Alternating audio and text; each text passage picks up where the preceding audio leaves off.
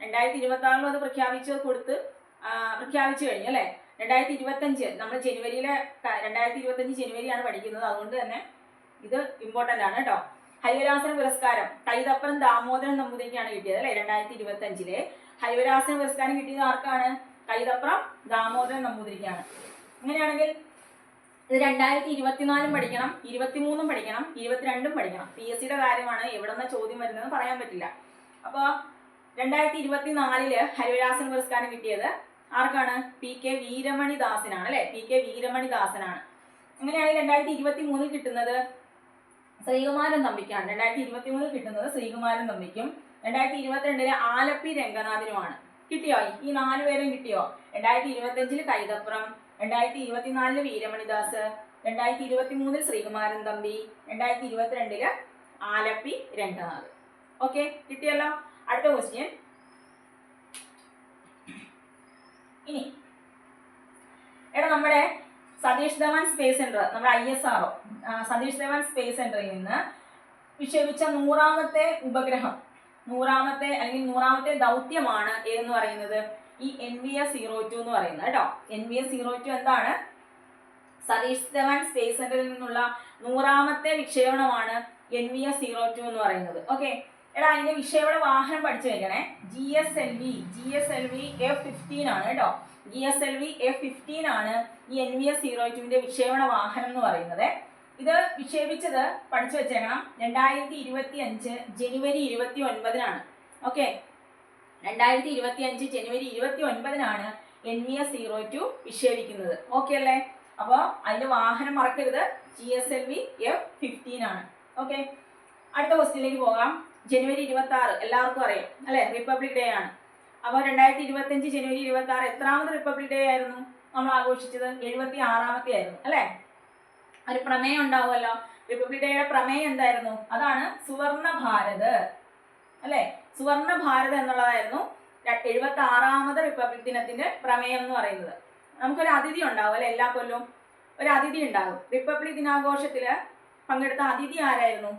അതിഥിയുടെ പേരാണ് പ്രഭാവോ Subianto. Indonesian പ്രസിഡന്റായ പ്രഭാവോ സുബിയാന്തോയാണ് 76ാമത് republic ദിനത്തിൽ അതിഥിയായിട്ട് വന്ന വ്യക്തി എന്ന് പറയുന്നത്. ഓക്കെ അല്ലേ? അപ്പോൾ മറക്കരുത്, പ്രമേയം മറക്കരുത്. സുവർണ ഭാരത് എത്രാമത്തെയാണെന്ന് മറക്കരുത്. 76ാമത് റിപ്പബ്ലിക് ദിനമാണ്. ഓക്കെ അല്ലേ? അടുത്ത ക്വസ്റ്റ്യനിലേക്ക് പോകാം. അതായത് പ്രകൃതി ദുരന്തങ്ങളൊക്കെ മുൻകൂട്ടി അറിയാനായിട്ട് ഒരു പ്രത്യേക ഒരു പദ്ധതി അല്ലെങ്കിൽ ഒരു അറിയിപ്പ് സംവിധാനം കൊണ്ടുവന്നായിരുന്നു. അതിന്റെ പേരാണ് കവചം കേട്ടോ. കവചം. പ്രകൃതി ദുരന്തങ്ങളൊക്കെ മുൻകൂട്ടി അറിയാനുള്ള സംവിധാനത്തിന്റെ പേരാണ് എന്തെന്ന് പറയുന്നത്? കവചം. ഓക്കെ, അടുത്തത് ഈ സ്പാഡക്സ് ദൗത്യം ഒരു ദൗത്യമാണ് അല്ലെ. എന്താണ് അതിന്റെ പ്രത്യേകത? സ്പാഡക്സ് ദൗത്യം ശ്രീഹരിക്കോട്ട, അതായത് നമ്മുടെ സതീഷ് ധവാൻ സ്പേസ് സെന്ററിൽ നിന്നും അല്ലെ വിക്ഷേപിച്ച് ഒരു ദൗത്യമായിരുന്നു സ്പാഡക്സ് എന്ന് പറയുന്നത്. ഓക്കെ, അത് എന്നായിരുന്നു വിക്ഷേപിച്ചത് പറയാമോ? അതെന്നാണ് വിക്ഷേപിച്ചതെന്ന് അറിയാമോ? 2024 ഡിസംബർ 30 സ്പാഡക്സ് ദൗത്യം നമ്മുടെ സതീഷ് ധവാൻ സ്പേസ് സെന്ററിൽ നിന്നും വിക്ഷേപിച്ചത് 2024 ഡിസംബർ 30 ഓർക്കുക. ഓക്കെ അല്ലേ? സ്പാഡക്സ് 2024 ഡിസംബർ 30. അടുത്തത് 2 വിയോഗങ്ങളാണ്. ജോർജ് കുമ്പനാട് 2025 ജനുവരിയിൽ വിട വാങ്ങിയ ഒരു പ്രശസ്ത കാർട്ടൂണിസ്റ്റ് ആണ് ഈ ജോർജ് കുമ്പനാട്.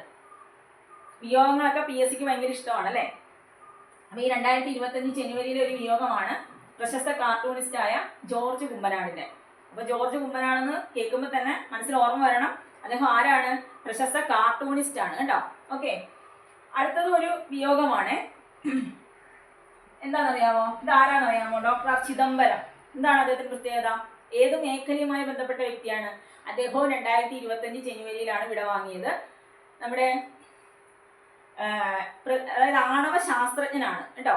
2025 ജനുവരിയിൽ വിട വാങ്ങിയ പ്രശസ്ത ആണവ ശാസ്ത്രജ്ഞനാണ് ആരെന്ന് പറയുന്നത്? ഡോക്ടർ ചിദംബരം എന്ന് പറയുന്നത്. ഡോക്ടർ ചിദംബരം. അപ്പൊ 2 വിയോഗങ്ങൾ നമ്മൾ പഠിച്ചു. ജോർജ് കുമ്പനാടും ഡോക്ടർ ആരാണ്? R ചിദംബരം. ഓക്കെ അല്ലേ? 2 വിയോഗങ്ങൾ ഓർത്ത് വെച്ചേക്കണം. ഓക്കെ, അടുത്തത് റിപ്പബ്ലിക് ദിനത്തില് സ്കൂളുകളില് പ്രവൃത്തി ദിനമാക്കാൻ തീരുമാനിച്ച ഒരു സംസ്ഥാനമുണ്ട് നമുക്ക്. ഏതാണ് ആ സംസ്ഥാനം? നിങ്ങളുടെ മനസ്സിലേക്ക് വന്നു കാണും. ഏതാണ്? മഹാരാഷ്ട്രയാണ്. മഹാരാഷ്ട്രയാണ് റിപ്പബ്ലിക് ദിനത്തില് സ്കൂളുകളില് പ്രവൃത്തി ദിനമാക്കാനായിട്ട് തീരുമാനിച്ച സംസ്ഥാനം എന്ന് പറയുന്നത് ഏതാണ്? മഹാരാഷ്ട്ര. ഓക്കെ. അടുത്താണ് സന്തോഷ് ട്രോഫി.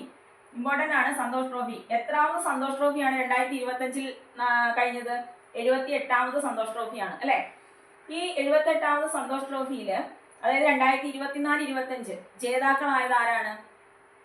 പശ്ചിമ ബംഗാളാണ് അല്ലെ. നമ്മുടെ കേരളത്തെ പരാജയപ്പെടുത്തിയവര് അല്ലെ. പശ്ചിമ ബംഗാൾ നമ്മുടെ കേരളത്തെ പരാജയപ്പെടുത്തിക്കൊണ്ട് 33ാമത്തെ കിരീടമായിരുന്നു ഈ പശ്ചിമ ബംഗാളിന്റെ. അതും കൂടെ ഓർത്ത് വെച്ചേക്കണം. പശ്ചിമ ബംഗാളിന്റെ 33ാമത്തെ കിരീടമായിരുന്നു. ഓക്കെ. അപ്പോൾ ഓർക്കുക, സന്തോഷ് ട്രോഫി 78ാമത്തെ സന്തോഷ് ട്രോഫിയില് വിജയികളായത് ആരാണ്? പശ്ചിമ ബംഗാളാണ്. കേരളത്തെയാണ് പരാജയപ്പെടുത്തിയെന്ന് ഓർക്കുക. ഫൈനൽ വേദി എവിടെയായിരുന്നു? ഫൈനൽ വേദി ഹൈദരാബാദാണ്. ഓക്കെ, ഓർത്ത് വെച്ചേക്കണേ, ഇമ്പോർട്ടന്റ് ആണ്. നമുക്ക് അടുത്ത ക്വസ്റ്റ്യനിലേക്ക് പോകാം. Doctor KS. മണിലാൽ അടുത്തൊരു വിയോഗമാണ്. Doctor KS. മണിലാൽ എന്ന് പറയുന്നത് ആരാണ്? അദ്ദേഹം ഒരു സസ്യശാസ്ത്രജ്ഞനാണ്. എന്തിന്റെയാണ്? നമ്മുടെ ഹോർത്തൂസ് മലബാറിക്കസ് അല്ലെ. ഡച്ചുകാരുടെ ഏറ്റവും പ്രധാനപ്പെട്ട ഒരു സംഭാവനയാണ് ഹോർത്തൂസ് മലബാറിക്കസ്. അതിന്റെ വിവർത്തകനായ സസ്യശാസ്ത്രജ്ഞനാണ് ഡോക്ടർ കെ.എസ്. മണിലാൽ. അദ്ദേഹം 2025 ജനുവരിയിലാണ് മരണമടയുന്നത്. അപ്പൊ അതും PSC ചോദിക്കാൻ സാധ്യതയുണ്ട്. ഹോർത്തൂസ് മലബാറിക്കസ് ഒക്കെ ഇമ്പോർട്ടന്റ് ആണ്. അതുകൊണ്ട് തന്നെ അതിന്റെ വിവർത്തകനെയും ചോദിക്കാൻ സാധ്യതയുണ്ട്, വിയോഗമായതുകൊണ്ട് തന്നെ. ഓക്കെ അല്ലെ, പഠിച്ചു വെച്ചേക്കണേ.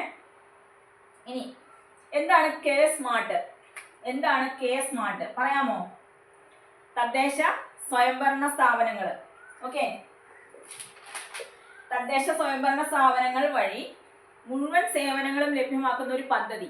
തദ്ദേശ സ്വയംഭരണ സ്ഥാപനങ്ങൾ വഴി മുഴുവൻ സേവനങ്ങളും ലഭ്യമാക്കുന്നതിനുള്ള ഒരു പദ്ധതി വന്നിട്ടുണ്ട്. അതാണ് കെ സ്മാർട്ട്. ഇതാണ് കെ സ്മാർട്ട്. മറക്കല്ലേ, കെ സ്മാർട്ട്. ഓക്കെ, അടുത്ത ക്വസ്റ്റ്യൻ. അടുത്ത ഒരു പുസ്തകമാണ് കടൽ പോലൊരാൾ എന്ന പുസ്തകം. ആരുടെ രചനയാണ്, അല്ലെങ്കിൽ ആരാണ് എഴുതിയത് എന്ന് ചോദിക്കും. PSCയുടെ ഇഷ്ടപ്പെട്ട ക്വസ്റ്റ്യൻസിൽ ഒന്നാണ് അല്ലെ പുസ്തകങ്ങളും അതിന്റെ രചയിതാക്കളും. അപ്പൊ അതിൽ പെടുന്ന ഒരു ക്വസ്റ്റ്യൻ ആണിത്. കടൽ പോലൊരാൾ എന്ന പുസ്തകം എഴുതിയത് ആരാടാ? അത് മുഷ്താഖ് ആണ് കേട്ടോ. മുഷ്താഖ് കാണാൻ പറ്റുന്നുണ്ടോ നിങ്ങൾക്ക്? മുഷ്താഖ് ആണ്. കടൽ പോലൊരാൾ ആരുടെയാണ്? മുഷ്താഖിന്റെ ആണെന്ന് ഓർത്ത് വെച്ചേക്കുക. അടുത്തത് 2025 ജയ് ഹസാരെ ടൂർണമെന്റ് ജേതാക്കളായത് കർണാടകയാണ് കേട്ടോ. മറന്നു പോകരുത്, കർണാടക. ഓക്കെ, നമുക്ക് അടുത്ത ക്വസ്റ്റ്യൻ ആണ്. ആറാട്ടുപുഴ വേലായുധ പണിക്കർ എന്താണെടാ? ആറാട്ടുപുഴ വേലായുധ പണിക്കർക്ക് എന്താണ് പ്രത്യേകത? 2025 അദ്ദേഹത്തിന്റെ 200ാമത് ജന്മവാർഷികം അല്ലെ. എത്രാമതാണ്? 200ാമത് ജന്മവാർഷികം ആഘോഷിച്ചു. അപ്പോൾ എന്താണ് 2025 200ാമത് ജന്മവാർഷികം ആഘോഷിച്ച നവോത്ഥാന നായകനാണ് ആര്? ആറാട്ടുപുഴ വേലായുധ പണിക്കർ. നിങ്ങൾക്കറിയാം, നമ്മുടെ അച്ചിപ്പുഴവ സമരം അല്ലെ. അച്ചിപ്പുഴവ സമരം ആരുമായിട്ട് ബന്ധപ്പെട്ടതാണ്? ആറാട്ടുപുഴ വേലായുധ പണിക്കരുമായിട്ട് ബന്ധപ്പെട്ടതാണ്. അപ്പൊ അങ്ങനെ ഇമ്പോർട്ടന്റ് ആയിട്ടുള്ള ഒരു വ്യക്തിയാണ് ആറാട്ടുപുഴ വേലായുധ പണിക്കര്. അദ്ദേഹത്തിന്റെ 200ാമത് ജന്മവാർഷികം നമ്മൾ ആഘോഷിച്ചു. ഓക്കെ അല്ലേ? അപ്പൊ ഇന്ന് ഇത്രയേ ഉള്ളൂ. നമുക്ക് ആദ്യം പോലെ ഒന്നുകൂടെ ജസ്റ്റ് ഒന്ന് നോക്കിയിട്ട് വരാം. ഓക്കെ, അപ്പോൾ ഫസ്റ്റ് ക്വസ്റ്റ്യൻ എന്തായിരുന്നു? പന ഉൽപ്പന്നങ്ങളുടെ വ്യാപാരത്തിനായിട്ട് ഭിന്നശേഷിക്കാർക്ക് വേണ്ടിയിട്ട് ആരംഭിച്ച വിപണന കേന്ദ്രമാണ് ഇടം.